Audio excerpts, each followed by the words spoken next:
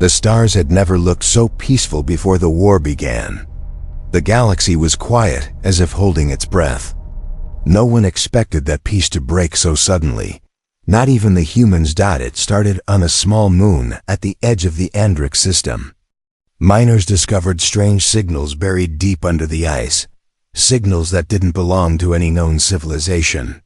When the human research team arrived, they found ruins older than recorded history, covered in symbols that glowed faintly when touched. They didn't know that activating those symbols would wake something that had been sleeping for centuries. From the dark void came the Zhirath, an ancient alien empire believed to be extinct. They saw the human discovery as an invasion. Their ships appeared like shadows swallowing the stars, burning everything in their path. Planets fell one after another. Entire colonies vanished. The Galactic Council tried to stop them, but the Zhirath didn't listen. They spoke only through destruction. Other species ran to hide, abandoning outer worlds to their fate. But the humans fought back, even when outnumbered. Even when hope looked impossible. In the middle of this chaos was a child, a young alien girl named Lyra. She was not human. Her skin had a faint silver glow, and her eyes shimmered like twin moons. Her species, the Solari, had once been part of the Galactic Council, known for their beauty and intelligence. But when the war began, the Council decided that saving their own worlds mattered more than saving one frightened child. Lyra's family had been lost during an evacuation. The ships left without her, leaving her on a burning planet full of ash and ruins. The sky was red, the air heavy with smoke. All around her lay broken machines and bodies that no longer moved. She didn't cry anymore. She had cried until her tears turned to dust. She wandered through the ruins, searching for a signal, a sound, a voice, anything. What she found instead was silence, and in that silence she began to understand what it meant to be truly alone. When a human dropship entered the planet's atmosphere, it wasn't looking for survivors. It was searching for fuel cells left behind by the enemy. The crew consisted of rough soldiers, tired from weeks of fighting. Their commander, Captain Rains, believed in efficiency, no delays, no unnecessary risks. But when one of his scouts reported movement among the ruins, Rains ordered a scan. The reading showed a single life sign, small, weak, non-hostile. Probably a dying animal, one of them said, yet something inside the captain told him to check anyway. They landed near a broken tower, weapons ready. Smoke curled through the air. And there, sitting beside the remains of a crashed shuttle, was Lyra. Her tiny hands clutched a piece of cloth with her family's symbol on it. Her eyes widened when she saw them, humans, covered in armor and dust.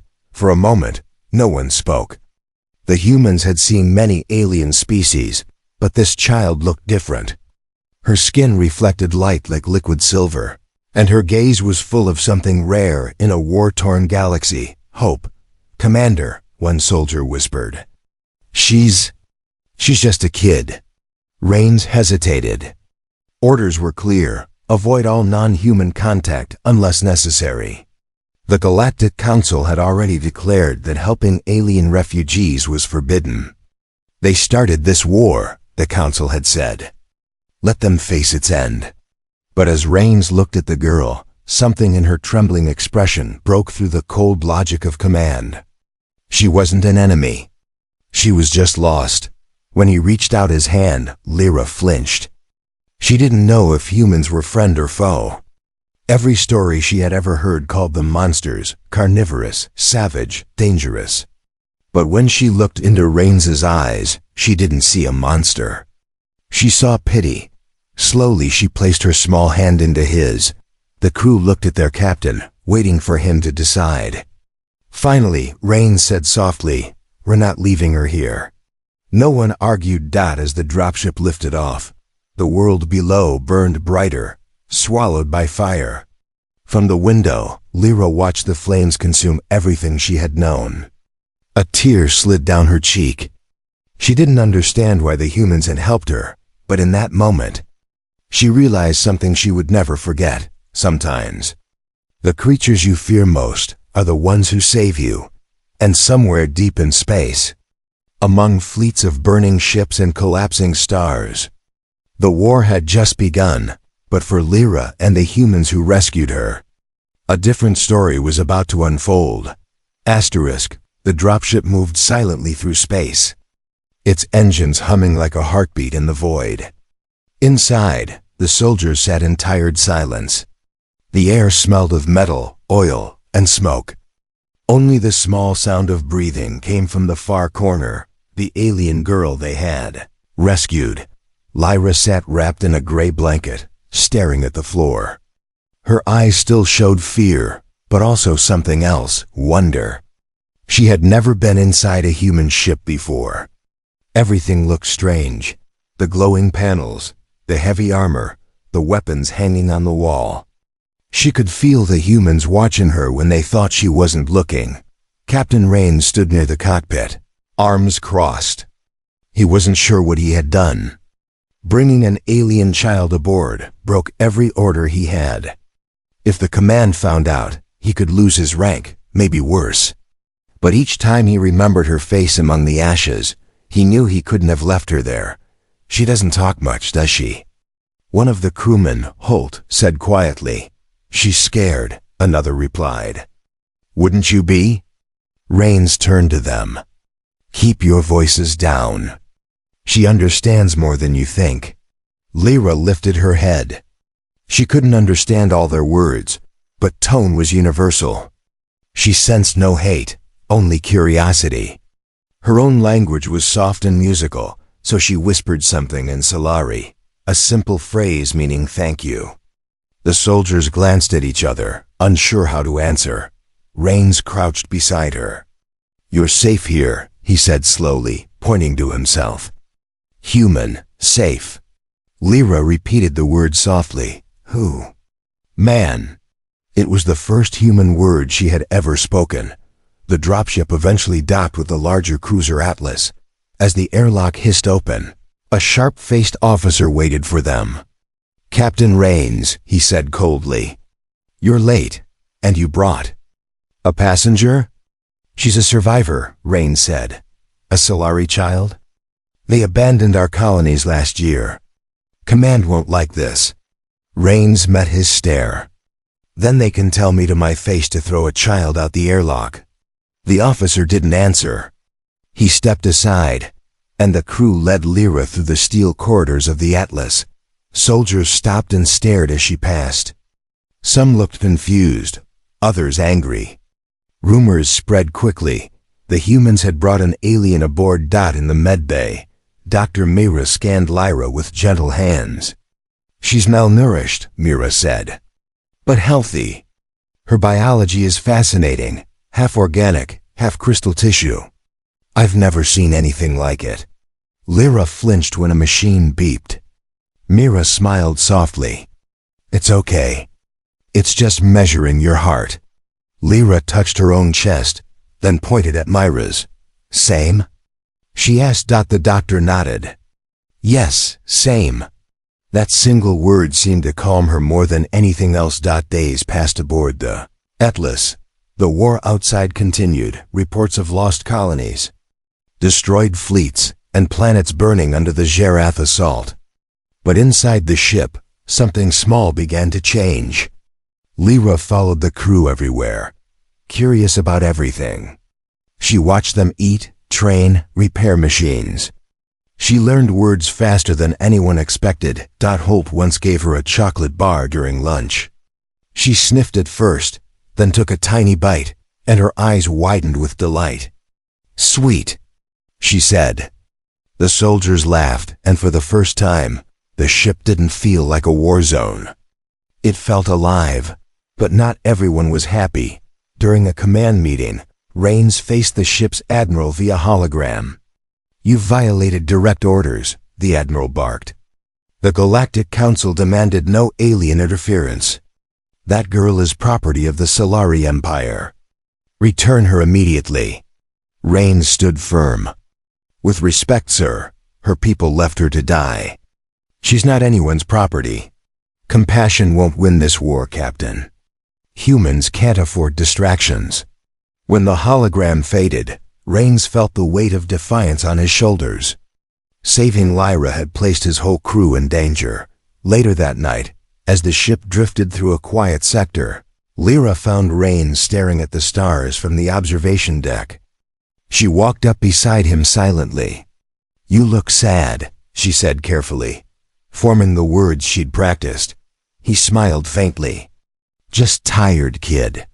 Too many rules." She tilted her head. "Rules bad?" "Sometimes," he said. "Sometimes rules stop us from doing what's right."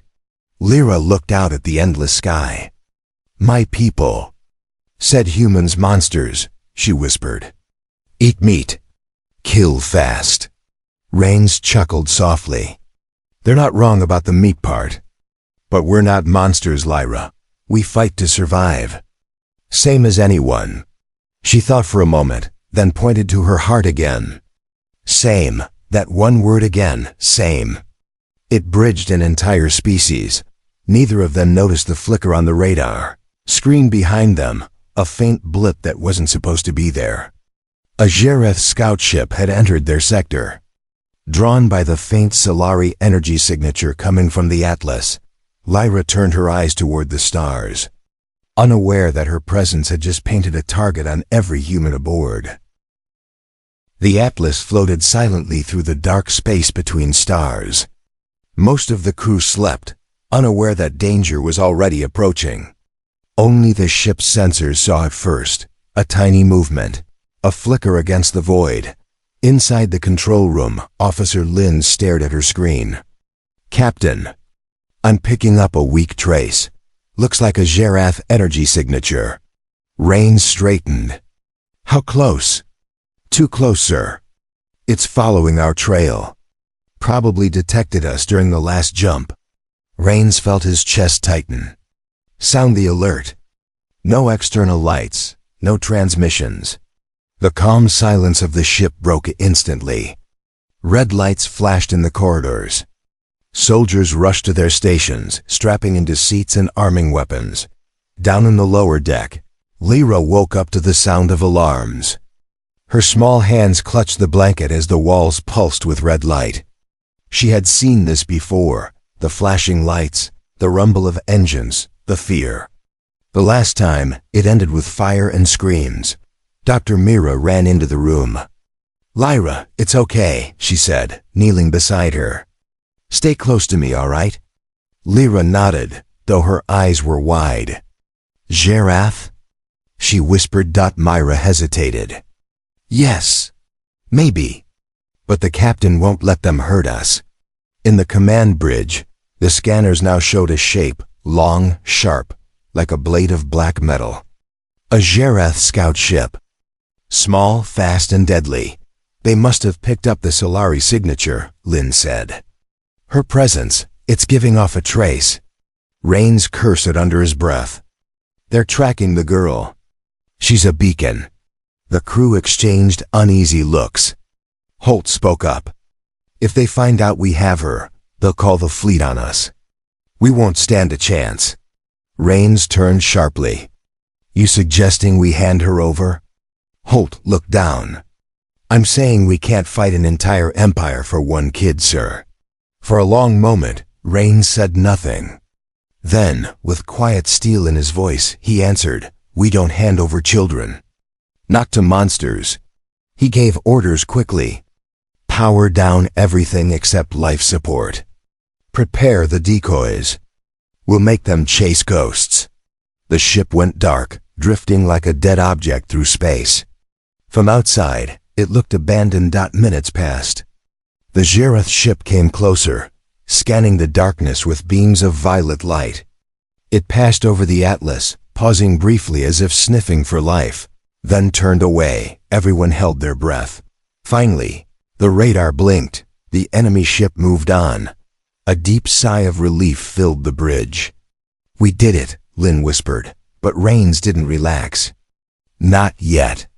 That was just a scout. If it sent a signal, more will come." He ordered the engines to restart and the ship to head for a nearby nebula, a massive cloud of gas that could hide them from sensors. Hours later, the Atlas floated inside the nebula's glowing mist. The sky outside was a sea of blue and gold light, like a dream. For the first time in days, the crew could breathe again. Down in the med bay, Lyra stood by the window, watching the lights swirl around the ship. "It's beautiful," she said softly. Mira smiled. "It is. Just like your world must have been." Lyra's smile faded. "My world." "Gone." Mira knelt beside her. "Sometimes things are lost so something new can begin." Lyra didn't understand, but she nodded. She looked out again, whispering to herself, "Same sky. Different stars." Elsewhere, in the command room, Rains reviewed the logs. "That scout ship sent a pulse before it vanished," Lynn reported. "Short burst transmission. Could be coordinates." "Meaning they know we're here," Rains muttered. He stared at the glowing map. "We'll have to jump again soon. Prepare the drives." But before they could move, the ship shuddered violently. The lights flickered. What was that? Lynn's eyes widened. Something hit the outer hull. Not a ship, a boarding pod. The alarm blared once more. The sheriff had arrived faster than expected. Soldiers rushed through the corridors, weapons ready. Metal claws tore through the outer airlock, sparks flying as a circular hole burned open. From it emerged tall, armored creatures, the Zherath warriors. Their armor was black like night, their faces hidden behind masks of bone. Blaster fire erupted in the hallways. The ship shook from explosions. Rains shouted orders through the cum. "Seal Deck 3. Protect the civilians." Mira grabbed Lyra's hand and pulled her into a storage room. "Hide here. Don't make a sound," she whispered. Lyra's heart pounded. Through the thin door, she heard the screams, the gunfire, the heavy footsteps of the invaders. One of the walls cracked from an explosion, throwing dust into the air. Lyra covered her ears, shaking. And then, silence. She waited, breath held. A shadow moved past the doorway.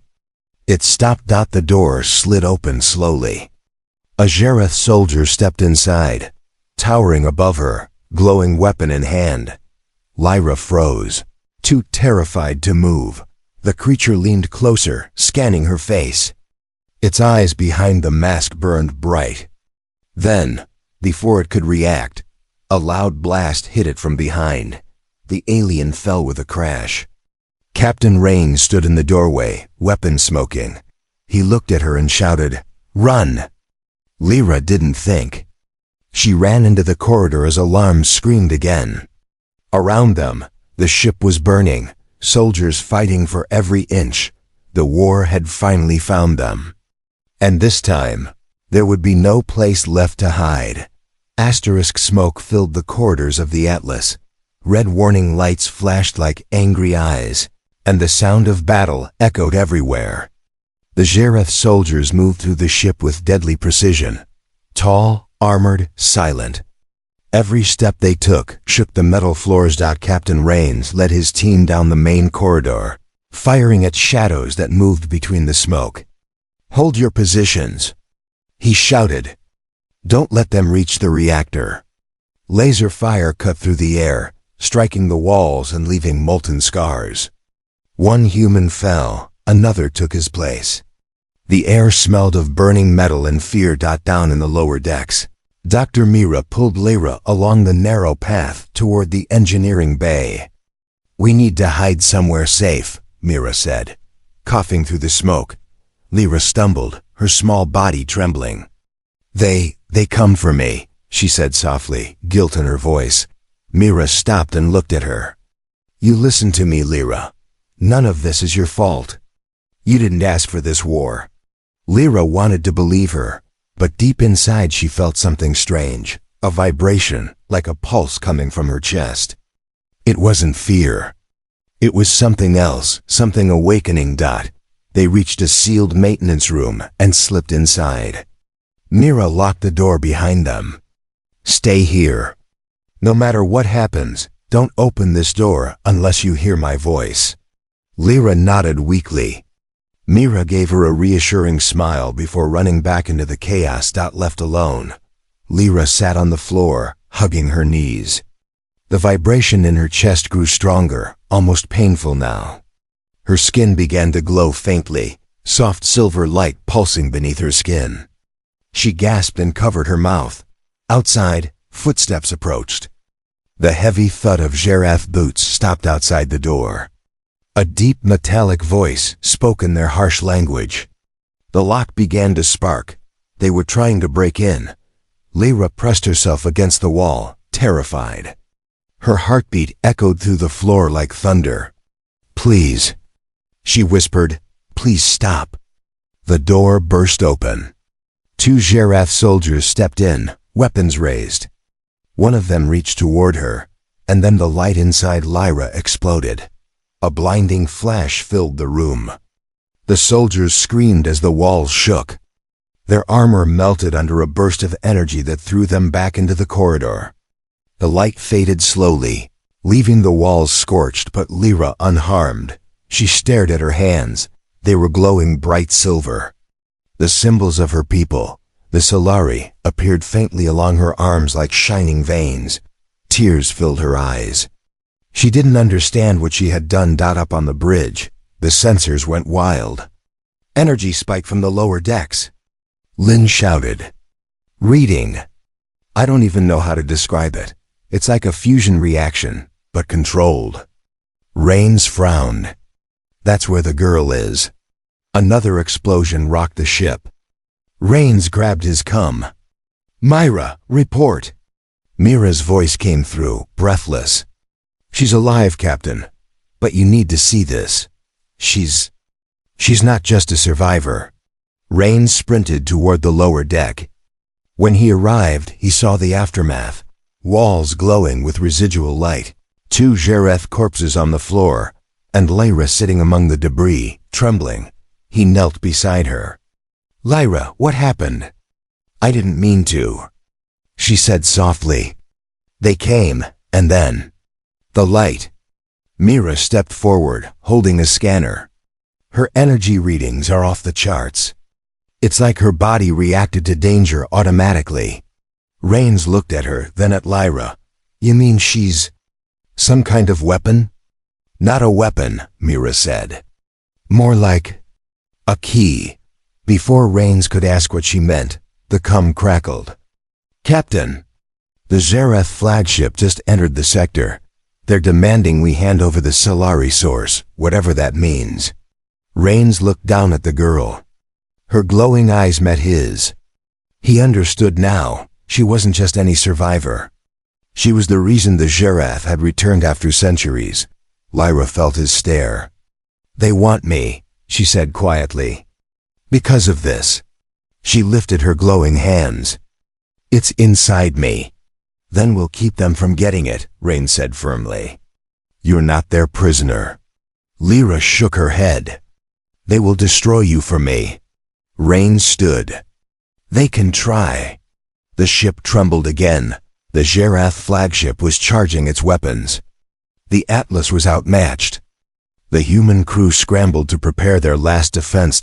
As Rains gave orders, Mira whispered, "Captain, if what I think is true, that girl might be able to save us all."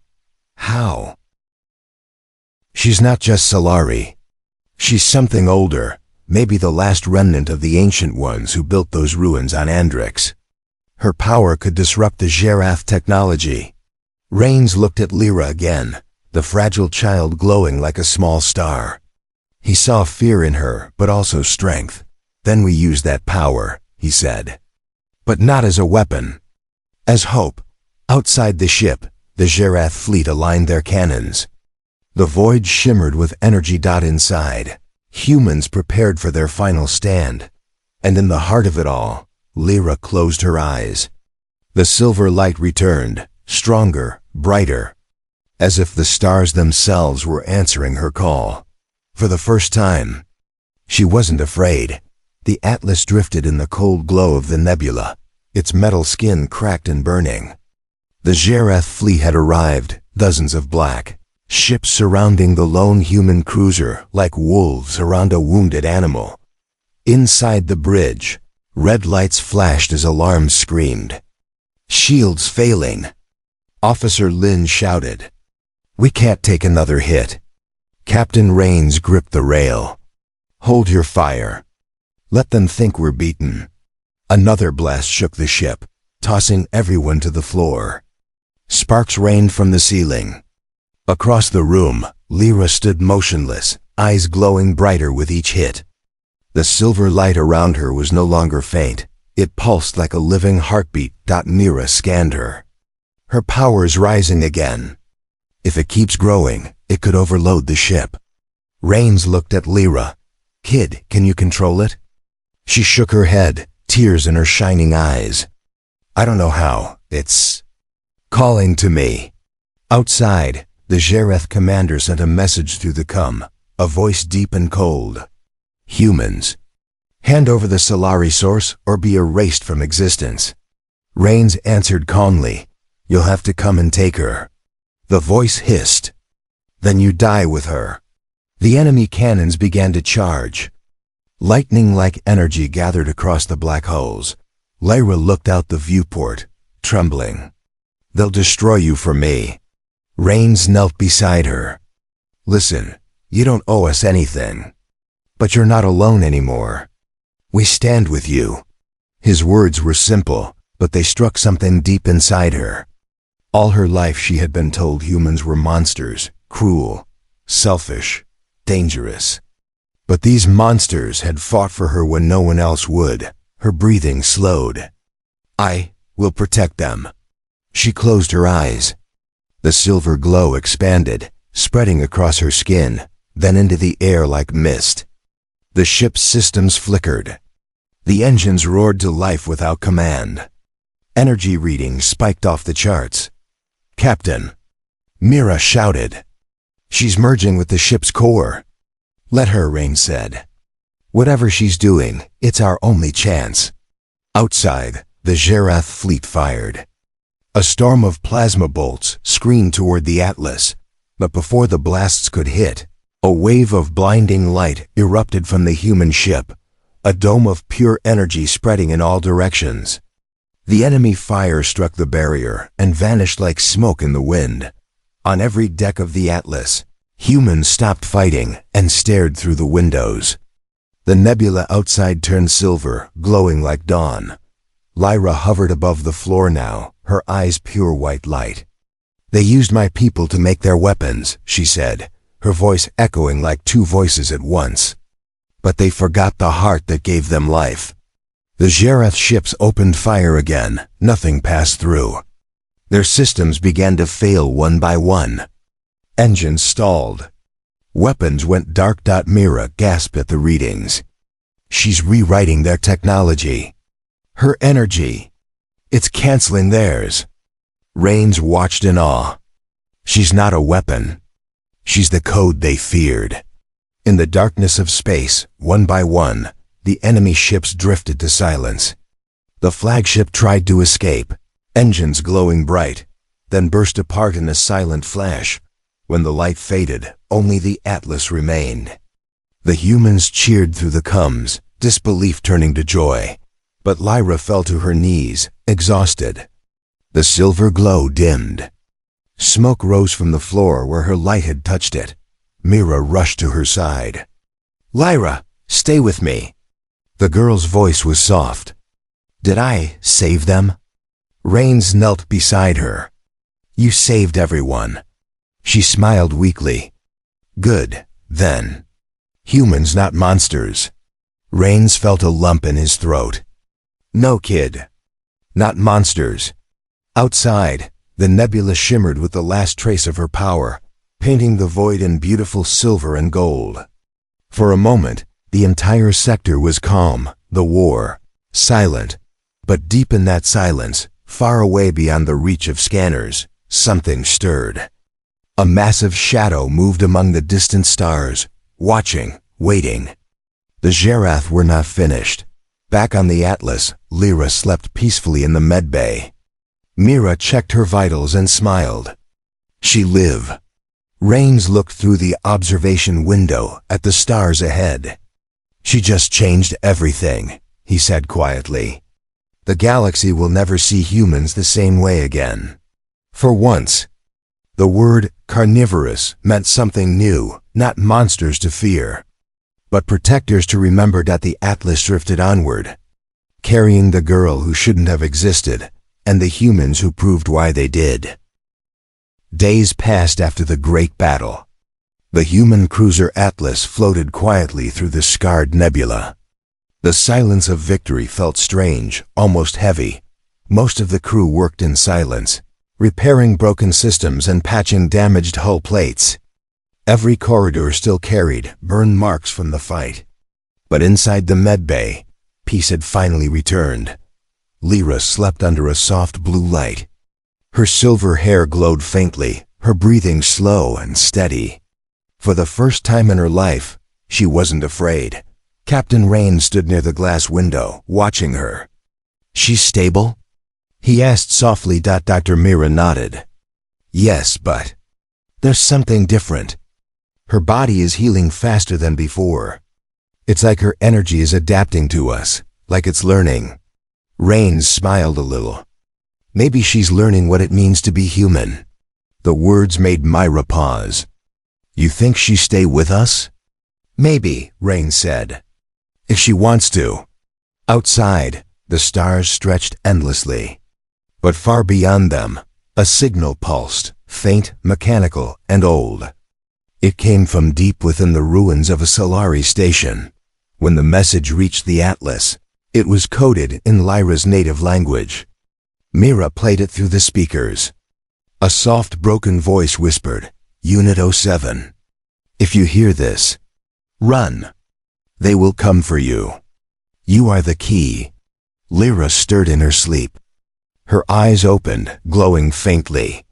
"That voice," she whispered. "It's my creator." Rains turned. "Your creator? You mean the Solari?" She nodded weakly. "They made me. From light and machine. I was supposed to be a weapon, a bridge between energy and thought. But they feared me when I became more than code. They said I was a mistake." Her voice trembled. "So they left me to die." Rains clenched his fists. "You weren't a mistake, Lyra. They just couldn't see life when it looked different from theirs." Lyra looked at him. "And humans can?" He smiled. "We've learned to. Usually the hard way." Before anyone could say more, the ship's alarm blared. "Multiple signatures incoming," shouted Officer Lin. "It's not Giraffe. It's Solari ships." Everyone froze. The same species that had abandoned Lyra was now here, hunting her again. The fleet appeared out of warp space, their ships shining gold and white, ancient and beautiful. A message came through. "This is the Solari Council. Hand over prototype Unit 07. That life form is classified property of the Solari Collective." Rain stood firm. "She's not property. She's alive. Refusal will result in termination," the voice replied coldly. Lyra stood, weak but determined. "They won't stop. I'll go with them." "No," Rain said sharply. "You're part of this crew now." Lyra looked down. "If I stay, you'll all die." Rains shook his head. "If we hand you over, we stop being human." The bridge fell silent. Outside, the Solari ships formed an attack line. Light built up around their weapons. Lyra took a step forward. "Then I'll end this." Her hands began to glow again, but this time, not with anger or fear. The light was calm, like sunrise over a quiet ocean. She walked to the center of the bridge. The air around her shimmered. The crew shielded their eyes as her energy expanded across the room. The ship's walls began to hum softly. "Lyra, what are you doing?" Mira cried. Lyra smiled faintly. "Something human taught me. Sacrifice." Her light spread through the Atlas, through every wire and circuit. reaching even the engines. Then it leapt outward, a wave of pure silver energy spreading across space. The Solari ships fired, but the energy wave swallowed their weapons like dust in the wind. Their systems froze. Their ships powered down, drifting silently. Then the wave faded. The nebula turned quiet once again. When the light was gone, Lyra was gone too. Only a faint silver mist lingered where she had stood. Mira's eyes filled with tears. She's part of the stars now. Rains looked out at the endless sky. No, he said softly. She finally became free. The radio crackled just once with Lyra's voice, faint but warm. Thank you for showing me what life means. The crew stood silently. For the first time, the word human meant something greater, not just flesh and blood, but hope, compassion, and courage. Rains turned to Myra. Let the galaxy come. They'll know who we are now. The Atlas moved forward, engines glowing like fire through the silver clouds far behind them. The stars shimmered one last time, as if the universe itself remembered the girl they had once called a weapon.